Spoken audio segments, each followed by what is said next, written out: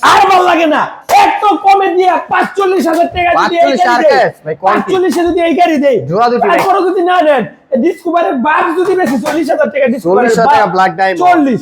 আরে ভাই টার্বোটা দেন, এটা 40 এ দিলাম, 40 ভাই এটা 45 এ। তারপরে যদি মন না পড়ে তাহলে আর মন ভরাবো কেমনে রে ভাই? আমি পাবলিকের মন ভরাবো কেমনে? আমি গাড়ি বানাই, আমি কি লস করে আপনার করে লাভ করাবো? আমি লাভ করে আপনাদের লাভ করাবো কিভাবে? আমি কম টাকায় কিনে এনে একটু লাভ করে বিক্রি করতে, আমি কি লস করবো?